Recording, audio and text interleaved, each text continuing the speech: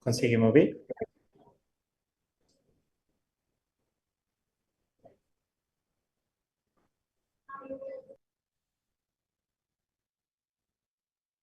Podemos comenzar.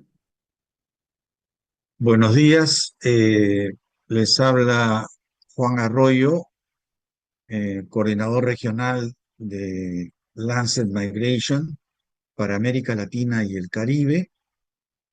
El día de hoy hemos invitado a dos panelistas a poder conversar los resultados preliminares de un estudio muy amplio en Brasil sobre, digamos, el COVID, los sucesos de los migrantes en la etapa del COVID en Brasil.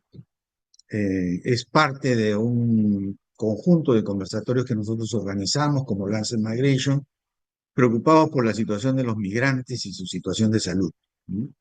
Eh, Normalmente hacemos esto cada mes, cada 40 días, invitamos a que nos sigan en las redes sociales en las cuales tenemos presencia. Y bueno, el día de hoy han tenido a bien dos profesores, investigadores, pesquisadores de la Universidad Federal de Sao Paulo, ¿no? El poder exponer esta investigación de tanta importancia y que está ya en fase de culminación, ¿no? Va a moderar Cristóbal Abarca Brown, que es hispanohablante, digamos, o bilingüe, ¿no? Eh, y está terminando su doctorado allá en Sao Paulo, ¿no? Y es chileno y ya nos conocemos a través de la Red Chilena de Salud y Migración, RECHISAM, y en Brasil está haciendo estudios, siempre investigación, Promigras, el núcleo de investigación en migración y salud allá. Así que cedo la palabra a Cristóbal Abarca. Adelante, Cristóbal. Muchas gracias, Juan. Mucho gusto. Es un placer estar aquí. Un placer presentar a quienes son mis tutores, mentores, también, bueno, ya colegas de la trayectoria de investigación que llevamos hace algunos años.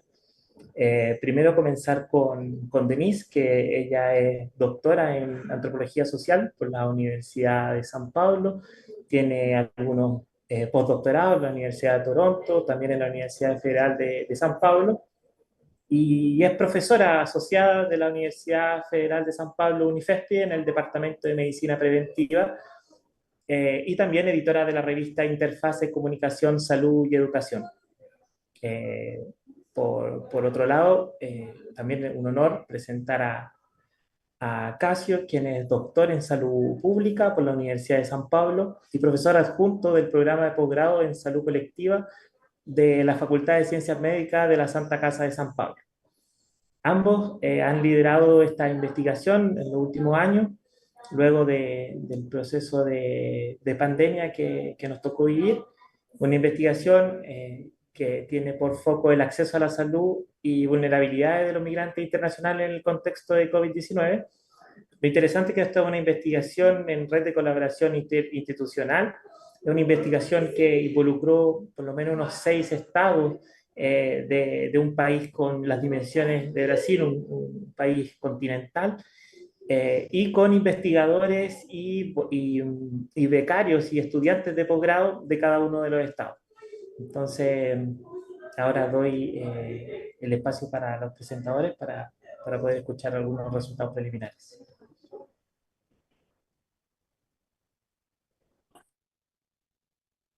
Obrigada, Juan. Obrigada, Cristóbal. É um prazer apresentar os primeiros resultados da nossa pesquisa nesse seminário.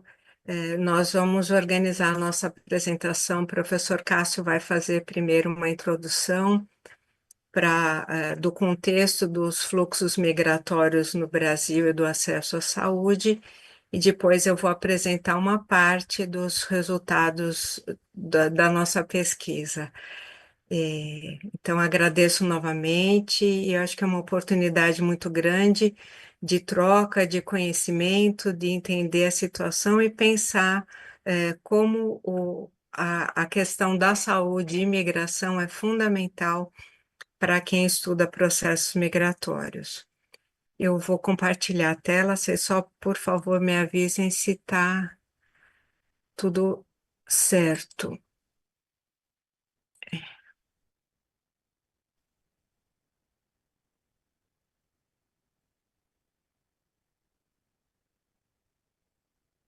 Sim, já está dando Sim, para ver. Tá, Aí, tá. perfeito. perfeito, perfeito. Então, Cássio, obrigada pela Bom, parceria. Continuamos. eu que agradeço, Denise, muito obrigado. Mais agradecimentos ainda ao professor Juan e toda a equipe que fez o convite e nos recebe aqui neste evento extremamente importante.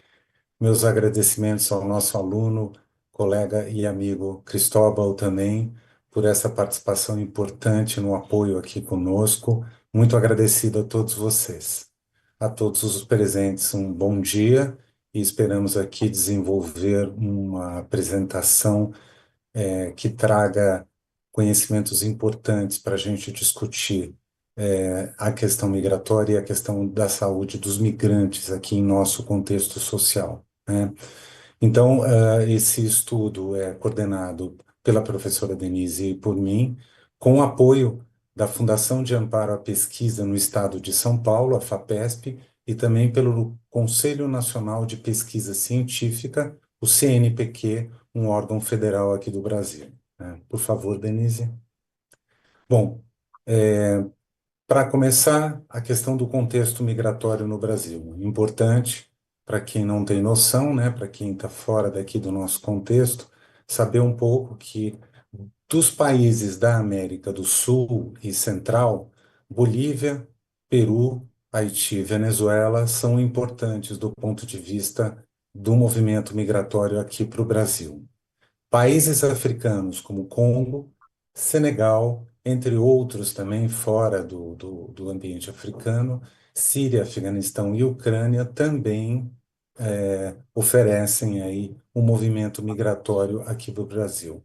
O importante é a gente deixar bem especificado que a maioria dos migrantes que para cá vêm são do sul global. Isso é um dado extremamente importante e que mostra este movimento relacional entre os países do sul global, né?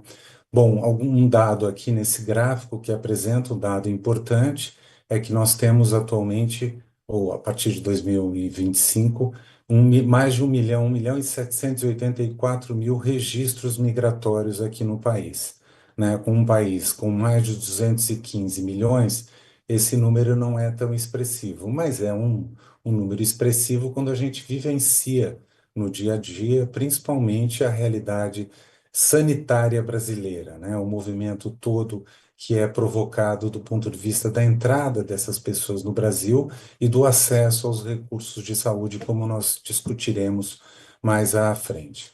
Nós temos atualmente mais de 150 mil pessoas refugiadas reconhecidas legalmente, né? Passaram por todo o processo de reconhecimento e foram aceitas em seu pedido de refúgio, e temos quase 500 mil pessoas com solicitação de reconhecimento da condição de refugiado sendo encaminhado atualmente. Então, um número expressivo, um número que movimenta um conjunto razoável e articulado, né, de serviços públicos para receber, acolher estas pessoas e, esperamos sempre, atender às demandas dessas pessoas. O próximo, por favor. Bom, alguns marcos jurídicos e de proteção social importantes para a gente entender o acolhimento dos migrantes internacionais aqui no Brasil. O primeiro deles é a nossa Constituição, denominada Constituição Cidadã, que elaborada a partir e outorgada a partir de 1900, promulgada, melhor dizendo, a partir de 1988, né? É importante para nós entendermos a mudança radical que houve após algumas décadas de regime militar. Foi uma Constituição que inaugurou o caminho para a liberdade, para uma existência democrática e para a constituição de um país com participação de todos, né? Nós temos também como marco jurídico o Estatuto do Refugiado, de 1997, que estabelece uma importante mudança também do ponto de vista do tratamento para as pessoas que para cá migram, né? No caso, pessoas que estão fugindo de situações de guerra, fugindo de situações de perseguição, enfim, situações extremas que fazem com que as pessoas se desloquem de suas casas, de suas regiões e de seus países, né? Com isso, em 1998, um ano depois, foi criado o Conselho Nacional dos Refugiados, denominado de CONARE, que, na verdade, estabelece no país como um todo o fluxo para o recebimento dos pedidos de refúgio e encaminhamento desses refúgios com as solicitações e decisões a posteriori, né? Tivemos no ano de 2009 o Acordo de Residência do Mercosul e a Lei de Imigração no ano de 2017, uma lei, portanto, bastante nova, que estabelece aí um marco na história democrática do nosso país, né? É uma lei aprovada praticamente 30 anos após a Constituição de 1988, e o que é mais importante, é uma lei que vem em substituição ao Estatuto do Estrangeiro, que é um estatuto que foi estabelecido em 1980, ainda dentro do regime militar que nós vivíamos aqui no país desde 1964. E o que é mais importante, a lei de imigração, ou lei do migrante, como chamamos, ela vai romper com a categoria de estrangeiro, né? Ou seja, a base dessa lei vai se dar a partir dos direitos humanos e não mais da ideia de que existem nacionais e estrangeiros, operando, portanto, numa polaridade que esta lei passa a negar e incorporar a partir dos direitos humanos. O próximo, por favor. Bom, importante a gente entender que o país também tem já há algumas décadas alguns programas de transferência não contributivas, né? Ou seja, transferências de dinheiro para pessoas que necessitam, né? Que ou não têm salário ou têm salário abaixo, né, do piso estabelecido no Programa Nacional. Nós temos o programa Bolsa Família, né, com transferências diretas e indiretas de dinheiro para as pessoas, e o projeto de lei 1066 de 2020, que institui uma prestação de emergência para famílias vulneráveis também. Ou seja, aí nós já estamos no contexto da Covid, né, no contexto da epidemia do coronavírus, com todas as vulnerabilidades acentuando no país, né, as pessoas sofrendo muito, né, todas as consequências que a Covid trouxe, né, seja pelo fato de que passaram a ficar em casa, perderam seus trabalhos, né, seja porque as suas empresas em que trabalhavam passaram a fechar também, porque foram à falência, enfim, por vários motivos, né, o grau de vulnerabilidade das pessoas vai aumentando e, portanto, o governo institui essa prestação de emergência, né, um financiamento, um dinheiro de emergência para as pessoas, né? Foram cerca de 150 mil migrantes, são dados do nosso banco estatal, a Caixa Econômica Federal, 150 mil migrantes que tiveram acesso a este auxílio de emergência, como foi chamado, né? Auxílio financeiro de emergência, né? Algumas dificuldades e barreiras de acesso para ter essa prestação, principalmente no que diz respeito a questões de comunicação, barreira linguística, dificuldade de acesso à prestação deste financiamento pela falta de entendimento da documentação a ser preenchida, enfim, vários problemas, normalmente problemas de ordem burocrática, que não deixavam com que as pessoas tivessem acesso. Ainda assim, mesmo com as barreiras e com os problemas, nós tivemos este montante aí de migrantes beneficiados aqui no país, quase 150 mil pessoas. Denise, por favor. Muito bem. Contexto sociopolítico na pandemia, né? A pandemia foi, de fato, devastadora em nosso país, nós sofremos bastante, né? E foi um sofrimento que ele foi ampliado pela ausência, né, de processos de comunicação que trouxessem informações mais precisas e que, portanto, pudessem confortar mais as pessoas e orientar mais as pessoas. Então, tivemos alguns problemas sérios que vamos listar a seguir, né? Importante saber que foram mais de 37, quase 38 milhões de casos confirmados da doença aqui no país, sendo que destes 706 mil pessoas, 276 mortes causadas pela Covid, né? Esse é um número muito alto, proporcionalmente ele dispara à frente de muitos países quando comparado, né? Mas é importante para a gente saber o quanto a Covid afetou o país chamado Brasil, né? Medidas de prevenção e combate ao contágio e propagação do coronavírus foram conduzidas de forma muito polêmica. A política de saúde, naquele período, teve uma orientação muito equivocada, né? Muitas vezes cientes os governantes de que o equívoco estava sendo transmitido, né? E nós temos alguns aspectos importantes a serem ressaltados aqui, né? A falta de uma política nacional bem coordenada que contivesse a propagação do vírus, do coronavírus, né? A difusão das chamadas notícias falsas, né, ou em inglês fake news, atualmente a gente tem preferido chamar de desinformação e não de news, mas desinformação sobre vacinas, principalmente sobre vacinas.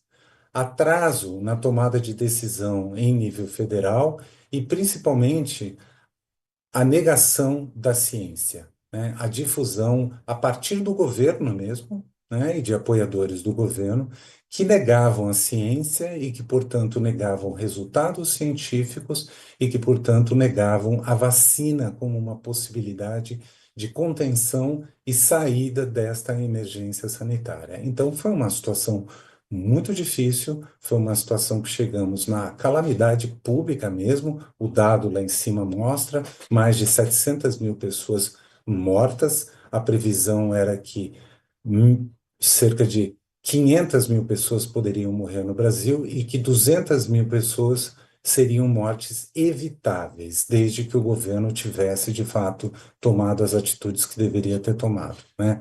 O que nós temos como resultado é que a pandemia acabou por aumentar as desigualdades sociais, já historicamente estabelecidas em nosso país, né? Mas que ele reforçou essas desigualdades sociais. O próximo, por favor. Muito bem.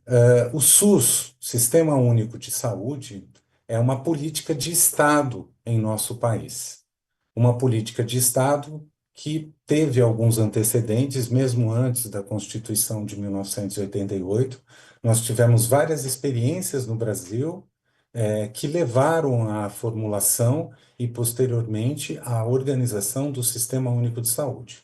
Nós temos como marco histórico esta Constituição de 1988, mas é importante saber que o mais importante é que os princípios da universalidade, ou seja, todos que estão presentes em território nacional podem ter acesso aos serviços de saúde, né? A equidade, que num determinado momento, pelo menos no seu início, o princípio que prevalecia era o da igualdade, para em seguida se trabalhar com a perspectiva da equidade também, né? E o princípio da integralidade, onde todas as pessoas necessitam de vários tipos de serviço, né? De insumos, enfim, tudo que é necessário para contemplar o seu bem-estar o Sistema Único de Saúde deve prover, né? Bom, um princípio básico, então, da universalidade: todas as pessoas podem e devem ter acesso à atenção médica e aos serviços sanitários de maneira geral, né? Incluídas aí, isto aqui é um dado importante, incluídas as pessoas que não trazem nenhum documento nacional, que comprovem que sejam nacionais. Ou seja, os migrantes podem ter acesso também sem identificação no nosso sistema de saúde. Aí está previsto, então, a partir do princípio da equidade, onde as vulnerabilidades devem ser consideradas, considerando-se também diferenças sociais, diferenças biológicas, econômicas, culturais dos cidadãos.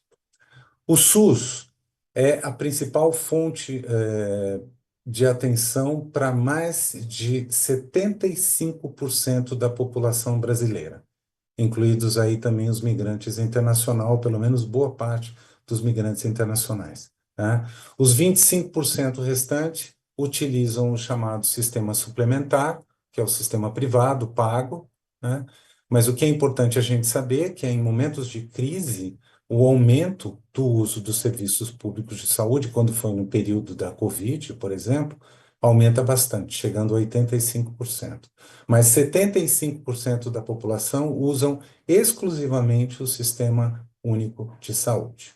O SUS tem contribuído muito para o maior uso dos serviços de saúde e para a melhoria dos resultados de saúde da população também, ampliando a equidade na saúde. Avanços do SUS nos últimos 36 anos, alguns exemplos que nós trazemos aqui para apresentar para vocês. O nosso Programa Nacional de Imunização, que é um dos maiores programas do mundo, é um programa de excelência, com uma cobertura vacinal às vezes oscilante, a depender do governo, né, e do momento histórico que nós vivemos, mas sempre mantendo um grau de excelência e cada vez mais ampliando o rol de vacinas disponibilizados pelo setor público aqui no Brasil. O Programa de Saúde da Família também, que fortaleceu a atenção primária nacional, criando uma base de assistência proativa que busca as pessoas que vivem em seus próprios territórios, ou seja, uma referência do sistema de saúde para as pessoas que habitam, né, próximos de suas residências, né? Nós temos também a farmácia popular, com uma ampla gama de distribuição de medicamentos gratuitos à população, um programa de transplantes nacional, também de referência internacional, né, todo bem organizado e que envolve também parte do setor privado, parte dele financiado pelo Sistema Único de Saúde, e isso é importante. O SUS articula aqui a relação entre público e privado também, né? E a universalização do tratamento da SIDA, ou do HIV/AIDS também. É um programa reconhecido internacionalmente e que, num determinado momento da nossa história, houve, inclusive, a quebra, melhor dizendo, das patentes dos medicamentos e a distribuição desses medicamentos nacionalmente, né?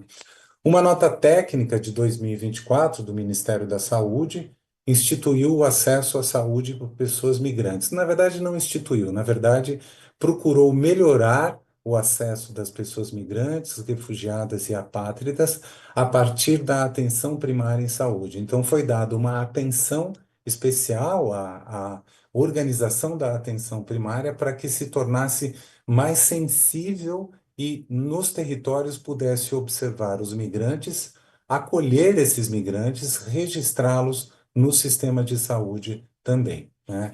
E, por fim, uma política nacional de saúde para a população migrante que está em construção na atualidade ainda está em realização. Denise? Bom, vou adiantar aqui porque já passamos um bom tempo, né? Nós temos alguns desafios a serem enfrentados no Sistema Único de Saúde.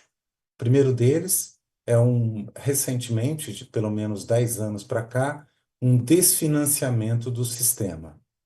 Esse é um dado muito importante, né? Houve, na verdade, uma mudança bastante radical do ponto de vista da Lei de Seguridade Social e que permitiu, né, que sucessivos governos fossem retirando o financiamento do nosso sistema de saúde, né?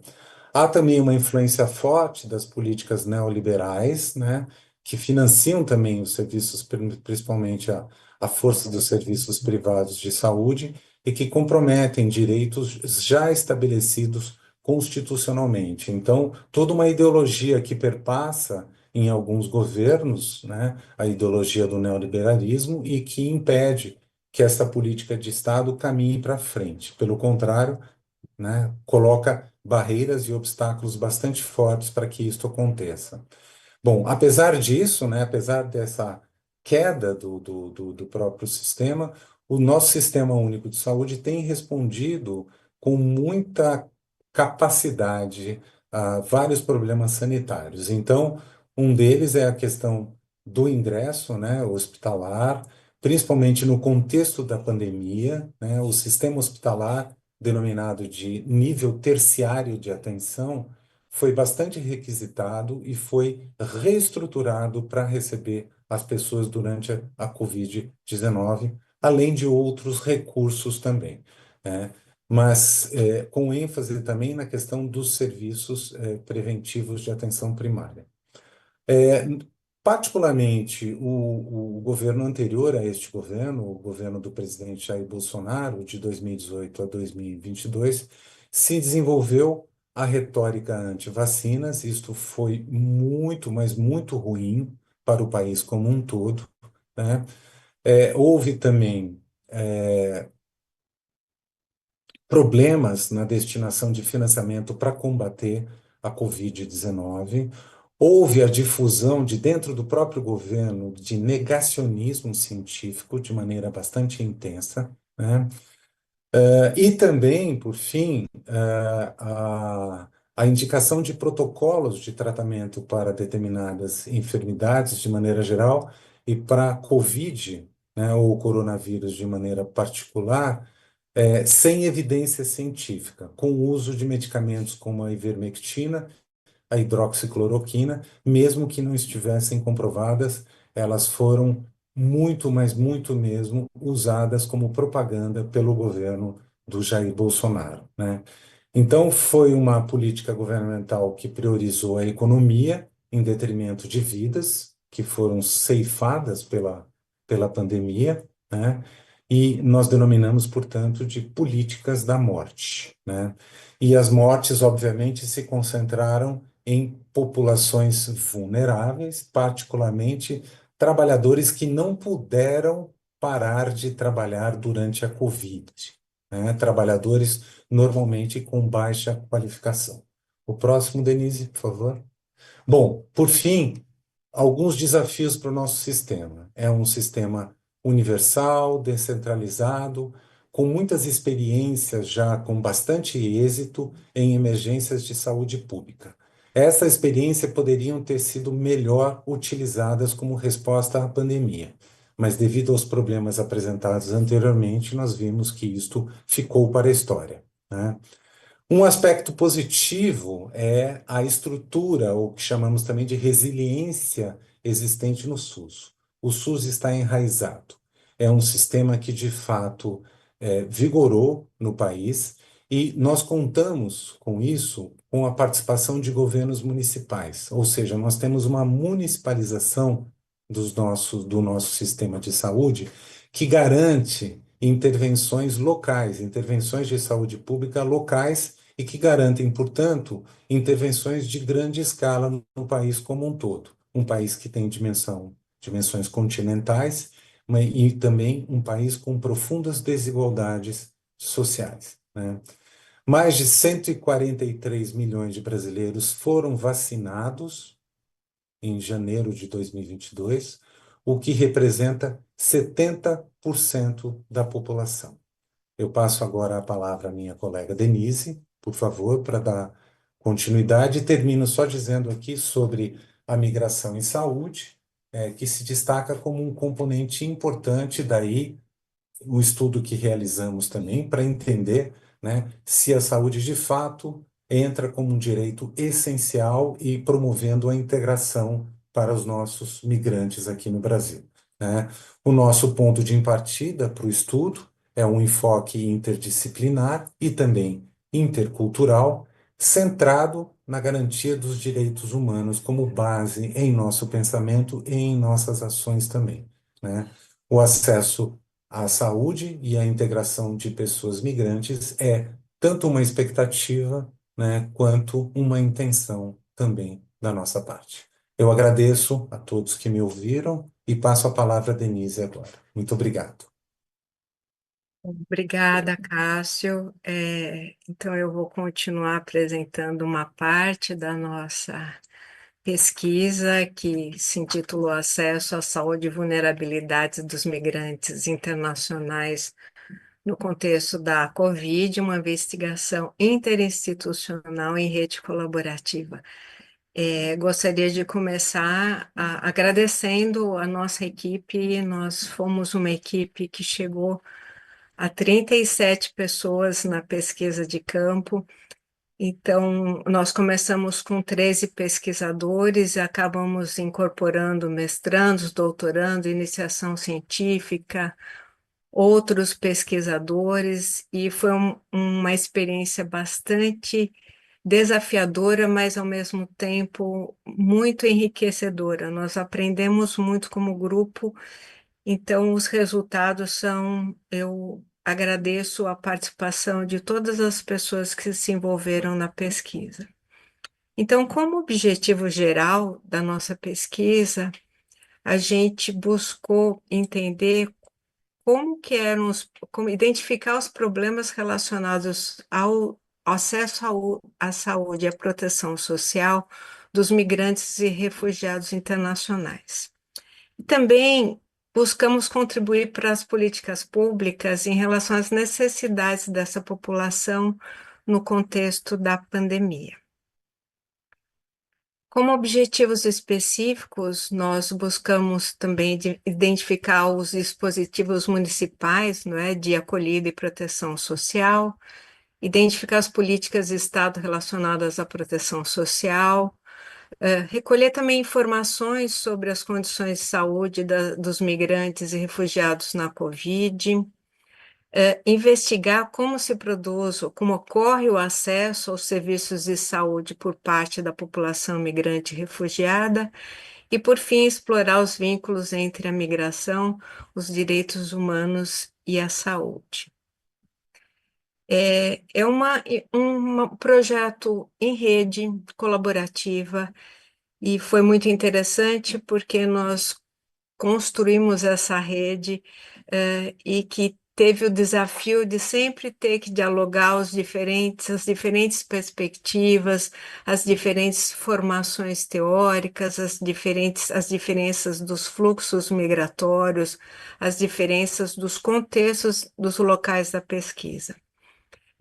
Então, nós trabalhamos ao mesmo tempo com as especificidades das vulnerabilidades sanitárias dos migrantes internacionais, mas também buscando fazer uma reflexão sobre quais são as suas conexões com os processos sociais mais complexos ou mais globais. E nós montamos essa rede colaborativa de pesquisadores em locais com uma presença importante de migrantes no Brasil. Não é só nesses estados, mas nesses estados havia uma tradição de pesquisadores que já trabalhavam com migrações e saúde. Então, foi isso que nos uniu. E o nosso desafio era porque nós fizemos uma rede interdisciplinar, então, com formação muito diversa, desde ciências humanas, antropologia, sociologia, história, psicologia, mas também ciências da saúde, como fisioterapia, enfermagem, medicina e trabalho, e também nutrição. O estudo, o nosso desenho é um desenho complexo e talvez por isso eu vou perder um tempo explicando um pouco, não é? Ele é uma pesquisa qualitativa, multicêntrica, multilocalizada, em nível nacional, articulada com uma rede nacional e internacional de pesquisadores. Então, agora eu gostaria de apresentar. eh, Nós desenvolvemos esse trabalho em 6 estados. Então, em São Paulo, o Cássio e eu, o Cássio representando a Faculdade de Ciências Médicas da Santa Casa de São Paulo, o Departamento de Medicina Preventiva da Universidade Federal de São Paulo. Em Minas Gerais, Viviane representando a Universidade Federal de Uberlândia. Amazonas, a Fabiane representando a Fiocruz Manaus. Paraná, a Líria e a Evelyn representando a Universidade Estadual de Londrina. Santa Catarina em 2 locais, Universidade do Estado de Santa Catarina e Universidade Federal de Santa Catarina, com os pesquisadores, ah, o professor Daniel Granada, e em Mato Grosso, as professoras da Universidade Federal de Mato Grosso. O nosso marco teórico são as migrações transnacionais numa articulação com a antropologia. E isso foi um grande desafio, porque nós não éramos todos com formação em antropologia. E desenvolvemos esse estudo de fevereiro de 2022 a março de 2025. Portanto, a pesquisa está acabando agora, nós estamos no relatório final. Aqui é uma apresentação do mapa do Brasil, mostrando os locais da pesquisa. Aqui em cima, a pesquisa em Manaus, né? Aqui Cuiabá, em Mato Grosso, Uberlândia, Federal de Uberlândia, São Paulo, região metropolitana de São Paulo, fizemos na cidade de São Paulo e também na cidade de Santo André. Londrina, no Paraná, e Florianópolis e Chapecó. Acho que é importante prestar atenção que, embora alguns locais sejam locais de fronteira, por exemplo, Manaus com Venezuela, que entram muitas muitos migrantes por Roraima, né? Depois vão para Manaus, também Colômbia, a proximidade da Bolívia com Mato Grosso do Sul.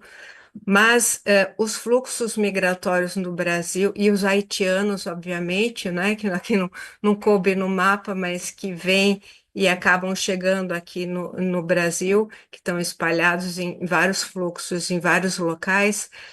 Existe uma mobilidade muito grande dos fluxos migratórios, e as pessoas, por exemplo, saem de Roraima, vão para Manaus e chegam, por exemplo, em Florianópolis ou em Chapecó, né? Da mesma forma e vão para Minas Gerais, e aqui não é só Cuiabá, é Vargem Grande também.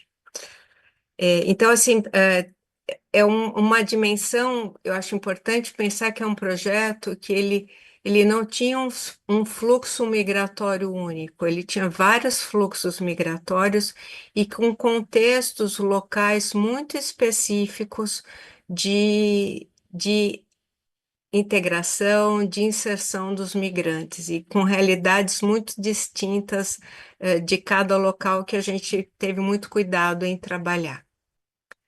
Bom, no método nós utilizamos como técnicas entrevistas semi-estruturadas e a contextualização das entrevistas. Então, as pessoas faziam, os nossos entrevistadores, a maioria deles foram nossos estudantes de mestrado, doutorado, pós-doc e também iniciação científica. E eles, além das entrevistas, a maioria das entrevistas foi presencial.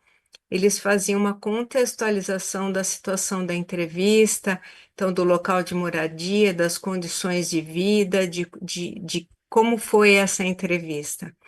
E além disso, nós conectamos com dados sociodemográficos, epidemiológicos e políticas públicas em cada local, obviamente, fotografias, história dos fluxos migratórios em cada local, atividades econômicas e a inserção dos migrantes em nível local e nacional. Então, a gente sempre precisava conversar entre o grupo, porque cada local de pesquisa tinha uma situação muito distinta e a gente precisava entender o que era similar, o que a gente conseguia pensar como coisas que acontecem e coisas que são muito específicas do local.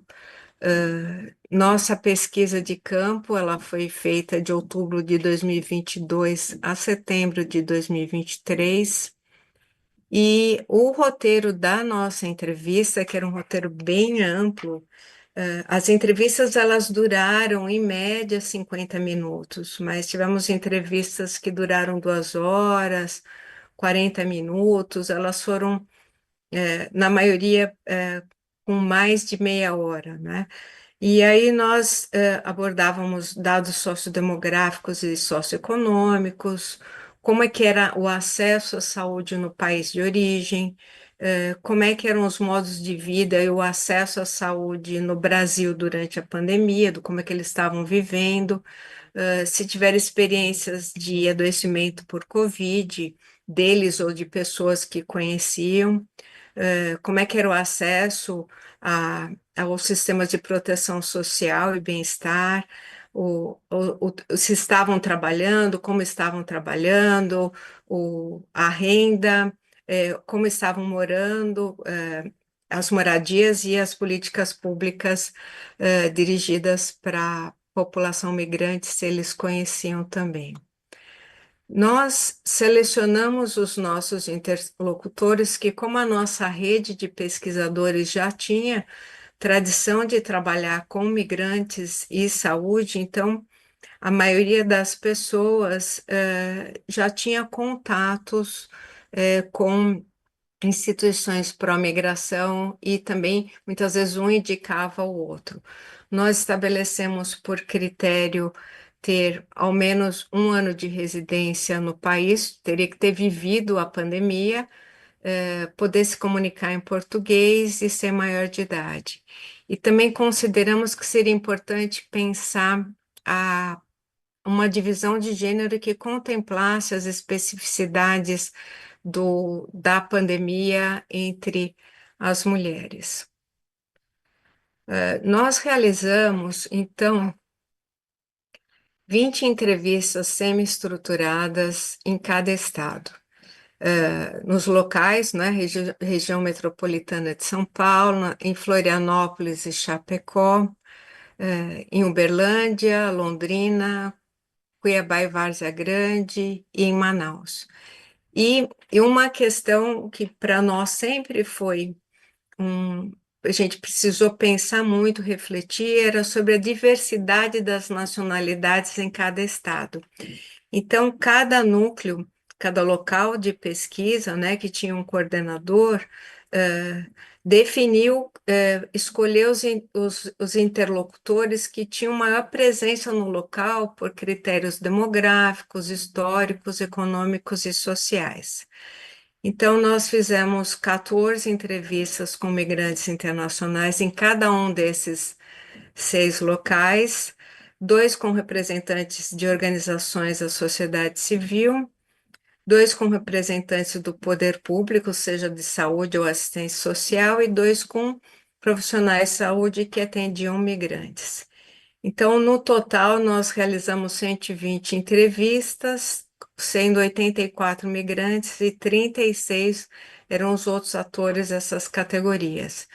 Os nossos entrevistadores, eles tinham fluência em espanhol, francês ou crioulo, o que facilitou muito na comunicação no momento da entrevista, porque se não entendia em português, a gente também poderia falar em outra língua. E o projeto foi aprovado pelo Comitê de Ética da Universidade Federal de São Paulo, e o o nosso termo de consentimento livre e esclarecido, que é o documento, né, obrigatório em relação ao comitê de ética. Ele era redigido, além do português, em espanhol, francês e também creole.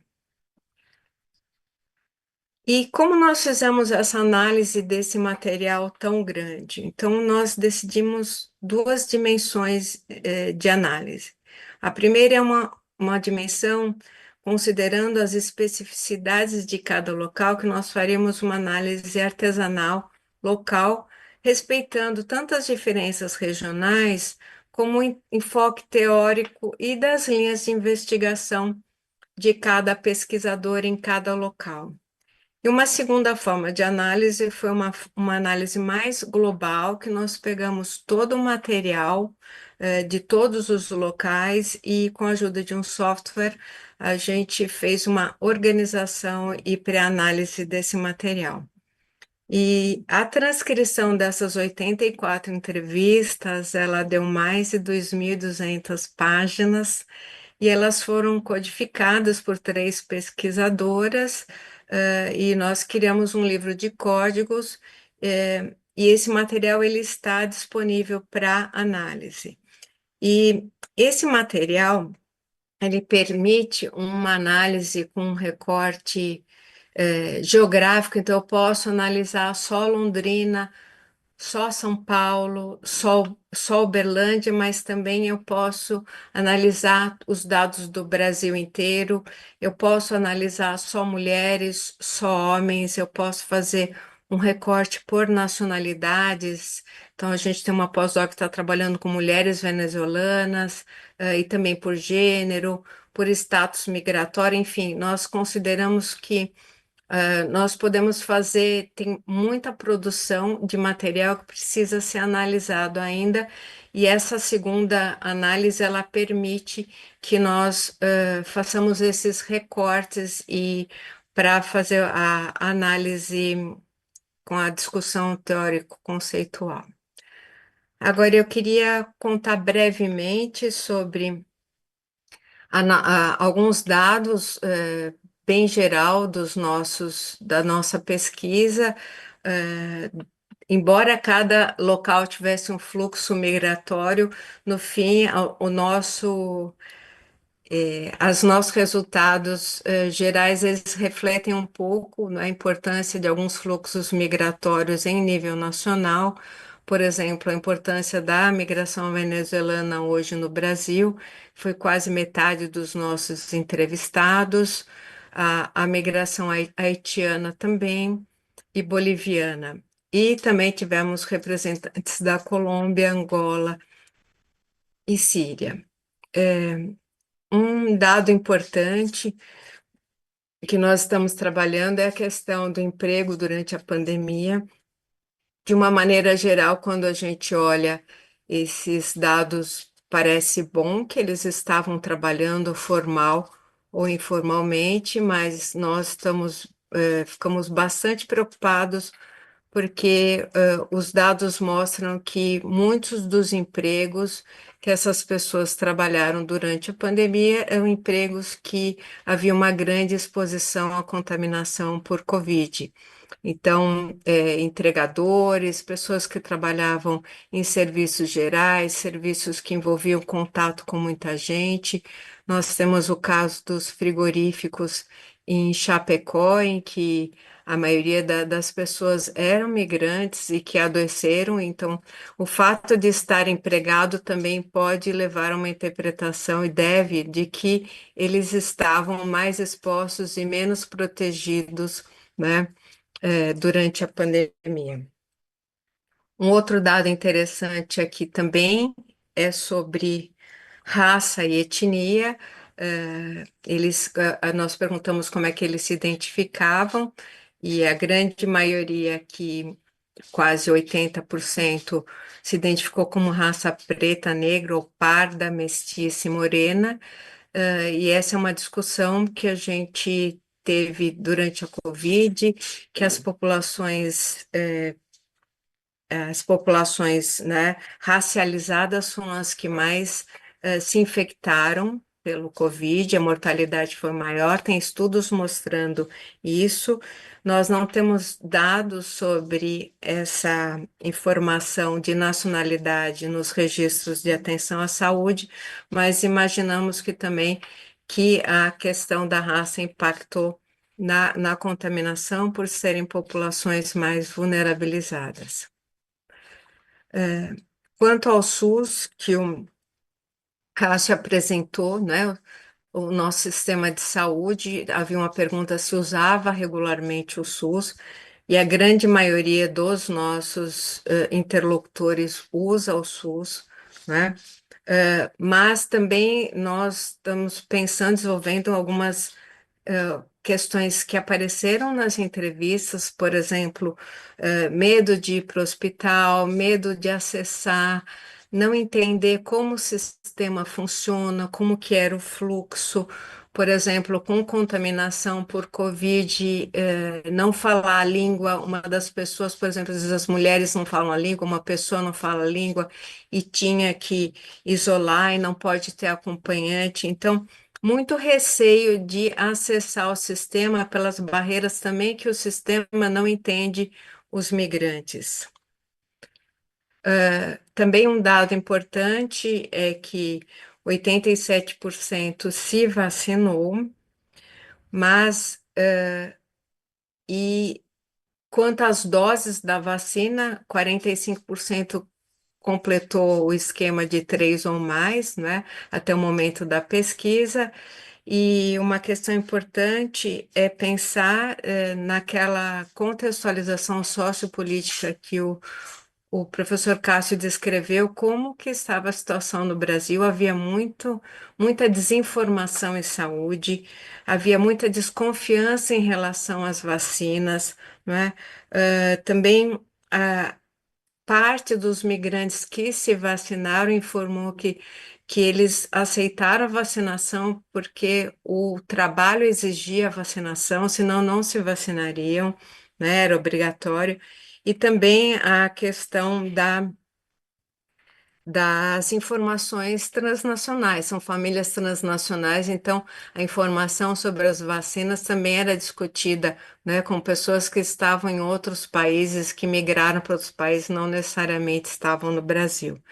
E é importante pensar que parte dessa vacinação, desse sucesso de vacinação, se a gente pode falar assim, tem a ver com a atuação das organizações da sociedade civil, que promoveram muitas campanhas para informar as pessoas, falar que não tinha problema em se vacinar, e ao mesmo tempo houve, por exemplo, em São Paulo, campanha de vacinação para os migrantes. Então, é uma questão a ser explorada. Alguns resultados ainda bem gerais, né? A gente identificou em boa parte dos nossos interlocutores uma violência estrutural. Eles viviam em bairros muito vulneráveis, moradias pequenas, em que era praticamente impossível de fazer o isolamento social, muita precariedade de trabalho, dificuldade de manter a renda, a moradia, e inclusive em alguns casos de mera subsistência, né? O auxílio emergencial foi realmente importante para as populações vulneráveis, para as famílias vulneráveis, mas também para os migrantes. Dos nossos interlocutores, 58% receberam esse benefício, mas não sem dizer que foi fácil. Eles tiveram obstáculos para conseguir essa assistência, porque as plataformas digitais não são inclusivas, elas não são em várias línguas, o requisito às vezes não entendiam os documentos que eram exigidos, né? A falta de informação centralizada. É importante ressaltar o apoio das redes da sociedade civil, não só ONGs, mas também organizações como Caritas, Missão Paz, organizações religiosas que elas ajudaram não só na organização, mas também com cestas básicas, com kits de higiene, com informação, com ajuda à regulamentação documental. E a perspectiva das políticas públicas, que algumas cidades da nossa pesquisa, por exemplo, São Paulo, tinha uma política pública para os migrantes e que isso já era um avanço, né, no acesso a direitos dos migrantes. Entendemos que havia muitas barreiras para acesso ao serviço de saúde, não só por diferenças culturais e linguísticas, como eu já falei, porque é muito difícil você entender, às vezes a pessoa não entende como o sistema de saúde funciona, né? Como navegar dentro do sistema, que caminhos você tem que seguir, e também o sistema não necessariamente está preparado para receber pessoas, que são migrantes, a questão da vulnerabilidade social com o status de uma cidadania indeterminada e as condições socioeconômicas que a gente está analisando, muitas vezes muito precárias, e os desafios de trabalhar a interculturalidade em saúde. O que a literatura já nos informa é que a xenofobia, racismo, problema de acesso a direitos sociais e de saúde, discriminação, preconceito e uma visão estereotipada dos migrantes com sentimentos negativos, inclusive, de que eles trariam doenças. É importante pensar, então, que o Brasil tem um sistema de proteção social que incorpora as populações migrantes e que esse sistema foi ampliado, né, durante a pandemia, a partir do auxílio emergencial, isso a literatura já fala, né? E é um modelo de proteção do Estado, mas também com muita colaboração dos organismos internacionais da sociedade civil. As ONGs e as organizações da sociedade civil tiveram um papel fundamental em relação à segurança alimentar, ajuda com pedir o benefício, documentação, acesso à saúde, vacinação e também kits de higiene. Mas toda essa estrutura não garante plenamente o acesso adequado aos direitos dos migrantes, em relação à saúde e culturais. E consideramos também que o SUS foi fundamental como política pública para o acesso à saúde dos migrantes, especialmente na pandemia, não só para os migrantes, também para os brasileiros. Então, estamos trabalhando na ideia de como essas desigualdades sociais afetaram de forma diferente uma parte dos migrantes, e essa pesquisa, ela se evidencia a necessidade de políticas e ações efetivas que abordem as dimensões relacionadas com o emprego, a moradia, o fortalecimento das redes sociais e comunitárias, alinhadas numa valorização e fortalecimento dos espaços sociais e políticos que promovam o desempenho e o protagonismo dos migrantes. E consideramos também que essas medidas são essenciais para o empoderamento destes migrantes como sujeitos sociais e políticos.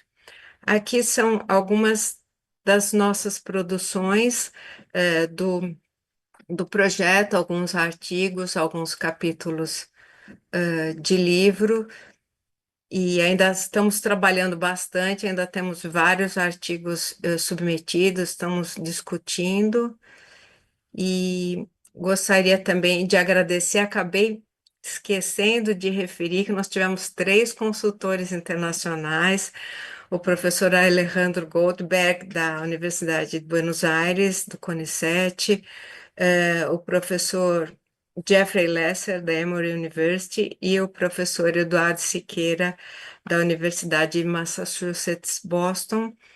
Então, é isso, agradeço o tempo, acho que não passei 5 minutos, e obrigada pela oportunidade de apresentar a pesquisa.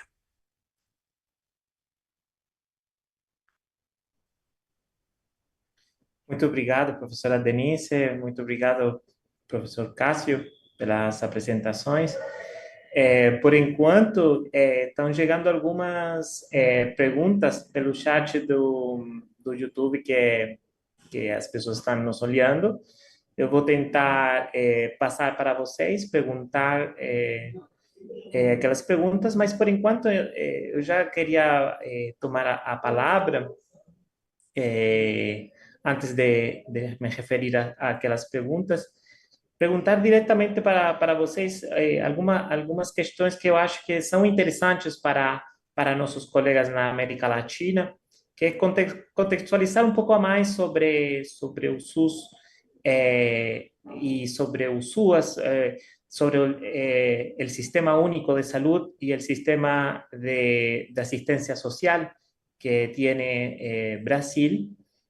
Estoy pensando, no sé si prefieren que siga hablando en español, pueden seguirme, quizás para que no están escuchando, pero tengo dos preguntas con respecto a la investigación que creo que son interesantes para poder transmitir un poco el sentir de lo que puede ser la experiencia de lo que fue la pandemia en Brasil. Por un lado, estoy pensando los desafíos que significaron desde la salud global dos retóricas importantes. Una es la cobertura sanitaria universal, el tema del acceso a los sistemas de salud por parte de la población migrante, y otro el tema de los determinantes sociales de la salud. Esos dos ítems o esas dos referencias me parecen interesantes ver cómo, a propósito de esos desafíos, se abordó por parte del Sistema Único de Salud, por parte del Sistema Único de Asistencia Social, en un contexto muy particular en el que la autoridad sanitaria llamó a la desinformación, llamó a poner en valor aspectos más económicos, en valor el mantener la economía por sobre la salud, y cómo a pesar de alguna voluntad negativa o alguna desinformación vía fake news que le llaman, o por redes sociales, o directamente por los medios de comunicación oficiales, donde se llamaba a tratamientos preventivos por otras vías, ¿cómo logró el Sistema Único de Salud proteger a la población? Eso como primera pregunta.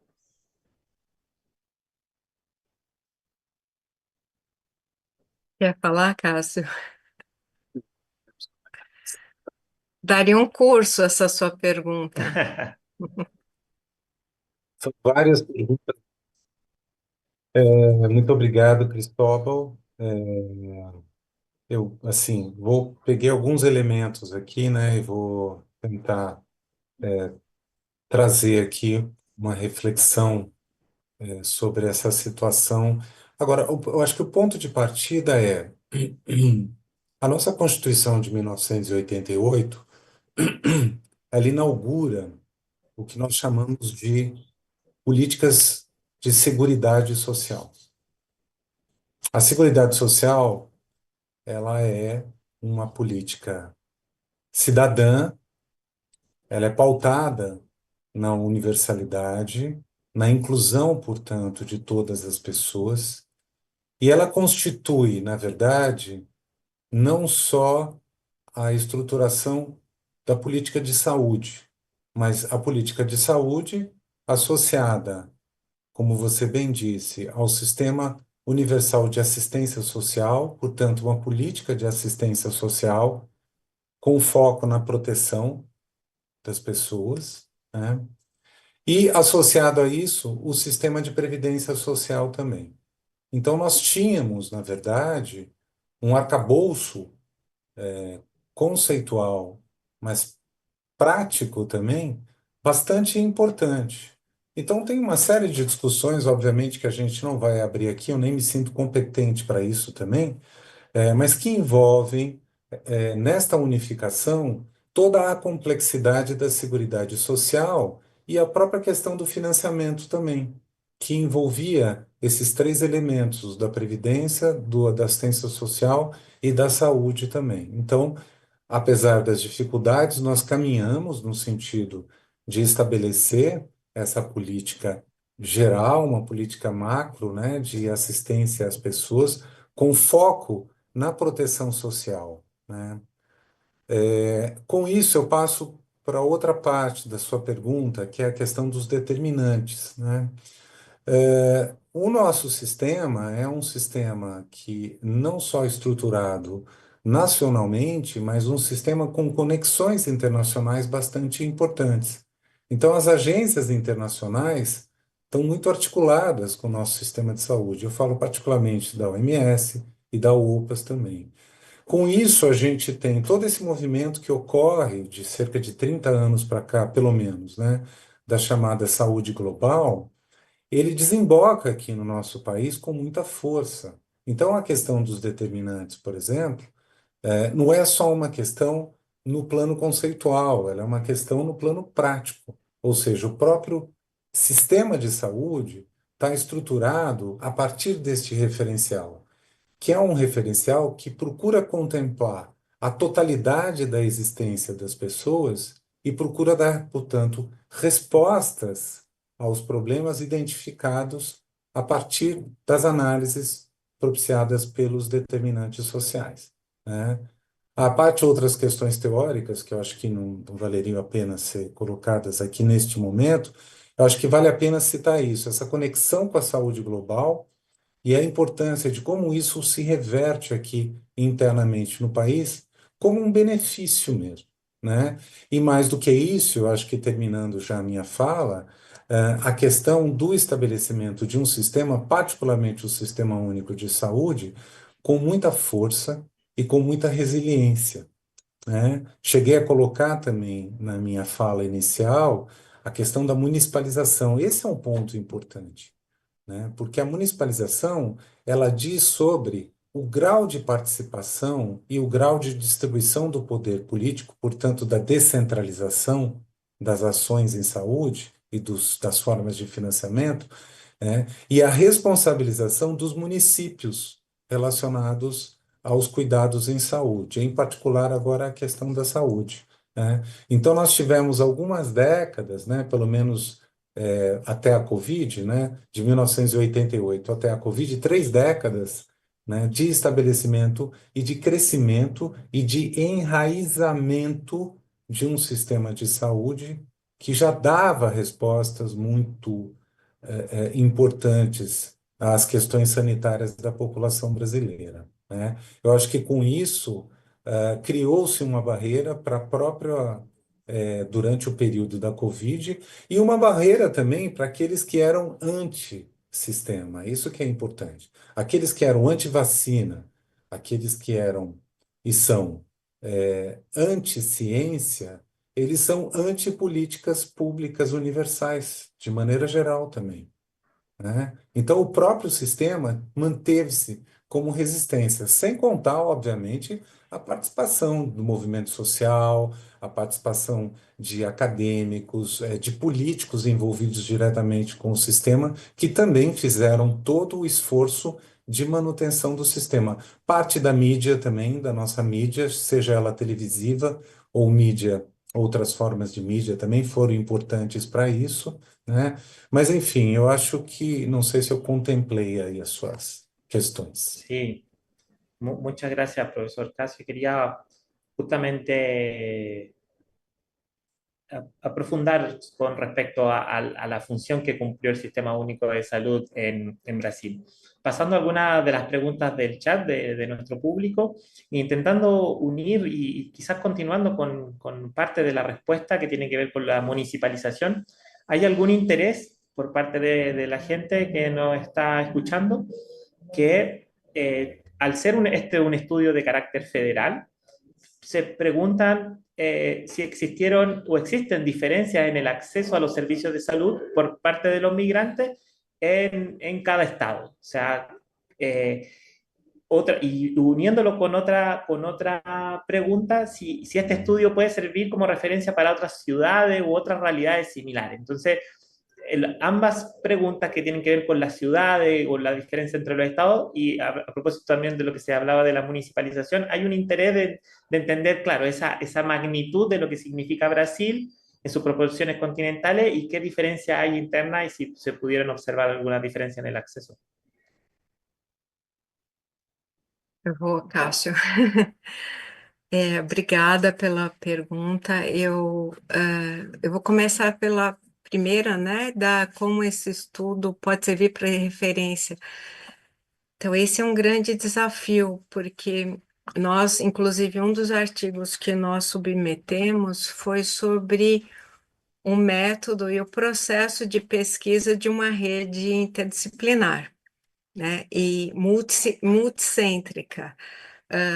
Eu ouso dizer que a nossa perspectiva teórica é de que não existe homogeneidade, né, entre os grupos, mesmo dentro de uma mesma nacionalidade. Então, eu acho que ele pode ser pensado como um desenho de estudo que pode ser inspirar outros estudos dada a complexidade, mas nós tivemos uma discussão muito grande dentro do grupo sobre os desafios de trabalhar com três grandes desafios. Primeiro, um grupo interdisciplinar. Segundo, com contextos de fluxos migratórios muito diferentes e locais de pesquisa muito diferentes. Não dá para pensar que o que aconteceu em Manaus é similar ao que aconteceu em São Paulo ou do que aconteceu em Uberlândia, por exemplo. Então, a gente tinha que sempre dialogar sobre as especificidades e no que a gente conseguia pensar, né, de similaridades. E aí, entrando na questão seguinte, né, de que é um caráter federal do Brasil, né? O acesso é absolutamente diferente, mesmo dentro de um mesmo município, né? São Paulo, por exemplo, que eu participei mais da pesquisa de campo, nós temos políticas municipais e nós temos muitas ONGs, nós temos muitas organizações, instituições que atuam com migrantes. Então, a gente reconhecem, ai, fiquei roxa, em algumas unidades de saúde, uma sensibilidade maior para tratar com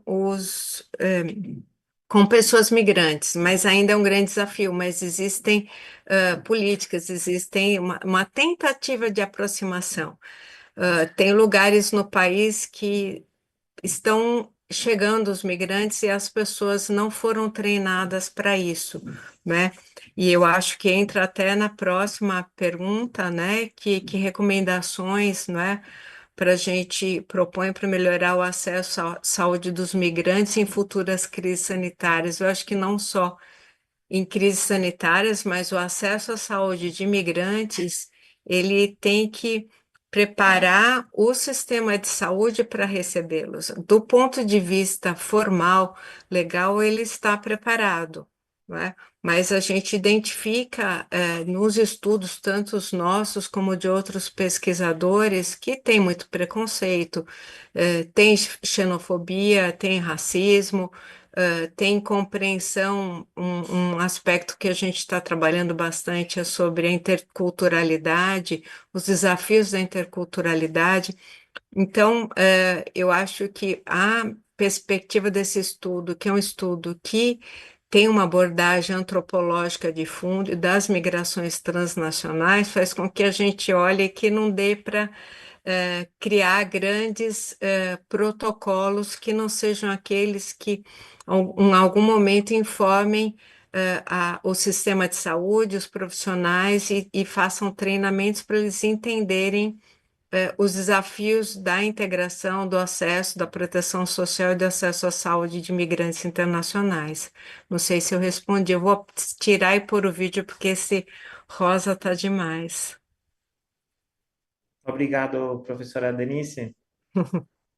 Una de las preguntas que quizás se esbozó ahí en la respuesta, una pregunta está referida también al tema de cómo cuál es la actitud de la población brasileña con respecto a los migrantes y las políticas migratorias, si son de acogida o no, considerando que también se ha politizado el debate en los últimos años con respecto al tema migratorio, a la fuerte discriminación que sufren algunos, discursos xenófobos por parte de políticos. La pregunta va ¿cómo es la actitud de parte de la población brasileña en general? Y quizás también referido a esto que es en lo práctico, ¿no? Cómo los sistemas están más preparados, ¿no? para recibir a la población migrante. Eh, si son políticas integradoras o no. Quizás por ahí ya estaba yendo un poco la respuesta. Eu vou começar e você acaba, tá bom, Cássio? Eu acho que do ponto de vista das pessoas que nós temos muitas ONGs, nós temos organizações, né? Organizações têm um protagonismo importante dos migrantes, nós temos uma Frente Nacional pela Saúde dos Migrantes. Então, um pequeno grupo que é sensibilizado para essas questões tem uma proposta muito integradora. Infelizmente, as pessoas não estão preparadas para receber os migrantes. Então, há muito preconceito, há racismo, há xenofobia. Nós temos migrantes também, eu comentei, né, que a gente tem migrantes também de outros países e que, de fato, os migrantes que se reconhecem como brancos provavelmente sofrem menos racismo ou menos xenofobia, nem sofrem racismo, né, do que os migrantes que são racializados ou que pertencem a determinados grupos étnicos, e que isso acaba limitando as oportunidades dessas pessoas, infelizmente. Eu acho que o país, embora tenha uma legislação e um sistema que legalmente acolhe, as pessoas não estão preparadas para receber. A gente teve casos de assassinatos, de violências, e aí não é por acaso quando a gente cita que as pessoas têm medo de ir ao hospital, têm medo de ir em locais públicos, porque não se sentem acolhidas. Então, eu acho que é um desafio muito grande ainda nosso, como se a gente conseguir falar de brasileiros em geral, né? De como lidar com essas populações. A gente sabe de relatos, por exemplo, em Roraima, né, de políticos, mesmo na época das eleições, com discursos fora venezuelanos, fora fora migrantes. Então não tem, eu acho que tem um discurso até político bem xenófobo, e que também a gente deve se preocupar também agora em termos de globais, né, com o governo norte-americano reforçando essa onda anti-migração. Não sei se você quer completar, Cássio. Sim, sim. Você já colocou boa parte da argumentação, né, que é fruto, obviamente, dos nossos estudos, da nossa experiência, né, estudando os serviços de saúde, particularmente os serviços de saúde, né, Denise, que a gente tem já há alguns anos uma boa entrada e consegue traçar retratos muito importantes no que diz respeito ao acolhimento do migrante, né? Então, sim, concordo com Denise, há muito preconceito incutido dentro, né, junto no conjunto de trabalhadores em saúde, mesmo em cidades como São Paulo, isto não é incomum, né? Então, mesmo que nós tenhamos leis muito favoráveis, que nós tenhamos normas técnicas estabelecidas recentemente, como foi aquela da atenção primária que eu citei na minha apresentação, ainda assim falta uma cultura interna mais extensa, né? E com isso a gente reflete o seguinte, né? Quer dizer, a expressão do trabalhador em saúde, de alguma maneira, é a expressão de uma boa parte da população brasileira também. Então, nós temos relatos, por exemplo, como disse Denise, mas de uma forma acho que até suave, mas nós temos relatos em áreas de fronteira, onde passam milhares de imigrantes, que os migrantes são recebidos no serviço de saúde com palavras muito pesadas e com questionamentos. O que que o senhor está fazendo aqui? Por que que o senhor está ocupando o espaço de um brasileiro que deveria ser ocupado por um brasileiro e o senhor está aqui? E isso não é em qualquer situação, isso não é num pré-cirúrgico, num momento de uma pré-cirurgia, no momento de uma anestesia, um migrante recebendo esse tipo de questionamento dentro de uma instituição hospitalar, por exemplo, né? Então, isto não é incomum, isto acontece, né? E eu acho que o nosso esforço é sempre, sempre relacionar isso com as tendências ideológicas, né, de ideologia política presentes em determinados momentos históricos. Então, dois elementos essenciais que a gente destaca para entender a ascensão da ideologia do fascismo são esses, né? A antivacina e a anti-imigração. Esses são dois elementos essenciais que, quando a gente captura, a gente consegue perceber, né? As ideologias de extrema-direita estão presentes na nossa sociedade e, mais do que nos discursos políticos, elas estão enraizadas na nossa sociedade. Então, o migrante sofre as consequências a partir também de sistemas ideológicos presentes na nossa sociedade. Profesor Casio, só para terminar, tal vez o Juan, ya que profesor Juan quiere cerrar ya la... Bueno, gracias Cristóbal por haber moderado este debate, esta exposición de ideas, ¿no? Bueno, definitivamente muchísimas gracias también aquí a los profesores Casio Silveira y Denis Martín. Creo que en América Latina, para todos los que han escuchado, es importante construir una interfase, una relación de toda Iberoamérica, si se puede decir, ¿no? De México hasta abajo, ¿no? Sea cual fuere el idioma que se hable, ¿no? Porque tenemos problemática común, un rol global que cumplir, además, ¿no? Eh, Raíces parecidas, ¿no? Y creo que ayuda a esta exposición y este conocimiento por parte de nosotros los que estamos en el área de habla española, digamos, el conocer la naturaleza del SUS, las políticas de protección, ¿no? La actitud de las políticas de protección social y de salud en Brasil con los migrantes, como también los niveles de discriminación que se dan en todos los países, ¿no? Creo que ha sido muy aleccionador para nosotros también conocer la metodología de trabajo de un gran equipo, ¿no? No es una pequeña investigación, es una gran investigación, ¿no? Que requiere por su complejidad mucha interacción, triangulación, etcétera, y creo que ha sido expuesto el día de hoy, ¿no? Es motivo, digamos, este panel para establecer ese vínculo, ¿no? Porque originalmente Lancet está más afincado en el lado de habla hispana, ¿no? Lancet Migration, y estamos más bien integrándonos todos en esta problemática que hoy día es urgente, ¿no?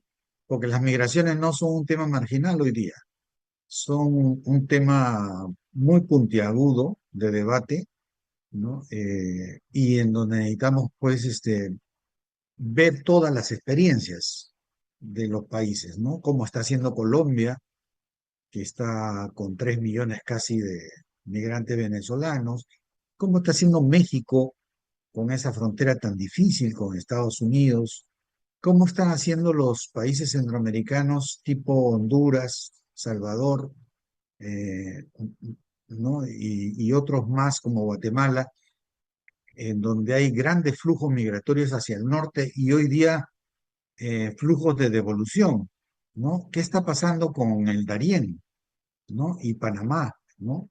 ¿Qué está pasando con la región andina, con Perú, con Bolivia, que está en crisis, ¿no? ¿Cuál es la política de Chile, ¿no? Y la actitud de la población, ¿no? Ante este problema, por no hablar de Argentina, ¿no? Y todo lo que conlleva el debate sobre política, sobre el viraje político que ha significado el nuevo gobierno. Entonces, esto es un tema ineludible. Así como existe Lancet Migration Latinoamérica, también existe en Europa, ¿no? Y en ciernes, en embrión, en África y en Asia, ¿no? Eh, entonces es probable que nos veamos en el Congreso de Lisboa de septiembre, de inicio de septiembre, ¿no? Y intercambiemos ideas, porque el problema es común, pero tiene particularidades, ¿no? Tiene muchas particularidades. América Latina es, ellos lo ven, digamos, los europeos como un continente de mayor acogida, ¿no? Es curioso, ¿no? Nosotros aquí no sentimos quizá lo mismo, no sentimos que estemos dando toda la acogida necesaria, ¿no? Pero ellos lo ven así. Quizás la distancia es menor en términos de idioma y cultura entre los migrantes venezolanos digamos, la cultura y costumbres de nuestros países, ¿no? Sea como fuere, hemos aprendido hoy un montón. Quedamos comprometidos en divulgar, en difundir las presentaciones y si hay algún escrito, nosotros encantados de pasarle el texto, ¿no? De la desgrabación a ustedes. Ha sido difundido en español y en portugués, ¿no? Estamos ensayando un traductor que ha funcionado, ¿no? Con todas sus dificultades, pero ha funcionado y creo que nos va a permitir en el futuro intercambiar también cosas de nuestros países y observarlas en esto que sería sistemas comparados de migraciones, ¿no? Algo así, una nueva disciplina, digamos, ¿no? Cosa que no hemos hecho en el pasado, sino con estudios multipaís, que no es lo mismo, ¿no? Que no es lo mismo. Así que les agradecemos a la Universidad Federal, a través de ustedes, este esfuerzo por darnos a conocer una experiencia muy importante y estemos en contacto, ¿no? Como que así lo deseamos, ¿no? Todo el resto de investigadores que estamos, uno o dos en cada país, ¿no? En América Latina y vamos a seguir extendiéndonos en aquellos en los cuales todavía no tenemos presencia en más o menos 15 países, ¿no? Pero necesitamos ser más máxima en esta coyuntura y cualificar nuestros estudios también, ¿no? De tal manera de que, digamos, tengamos un mensaje con constructos centrales, ¿no? En el mundo, ¿no? Sobre este tema de migración. Bueno, eso es lo que tengo que decirles. Gracias a los asistentes también, han estado en el Facebook y también en las preguntas. Gracias por el interés, ¿no? Y esperamos vernos en máximo en 30 días. Estamos pensando tocar la política de Donald Trump, ¿no? Y las migraciones latinoamericanas, ¿no? De acá a un mes, porque eso es un tema acuciante, digamos, ¿no? Los migrantes no están siendo tratados con dignidad y conforme a sus derechos, ¿no? En muchas partes de Estados Unidos, en las fronteras, ¿no? Y necesitamos saber cuál es el mensaje de quienes investigamos esto y estudiamos, quienes también activamos, ¿no? Estas banderas de una migración segura, ordenada, libre, ¿no? Documentada, no estamos en contra de eso, ¿no? Entonces es probable y hacemos la invitación a los presentes como panelistas actualmente, pero también a los que han asistido a este evento para poder hacer el seguimiento respectivo. Bueno, muchas gracias. Nos veríamos de acá un tiempo. ¿Ya? Hasta pronto. Profesor Casio, ha sido un gusto conocerlo, Denise y también a Cristóbal. ¿Ya? Ahí quedamos. Vamos a tirar uma foto, por favor, fiquem uns minutos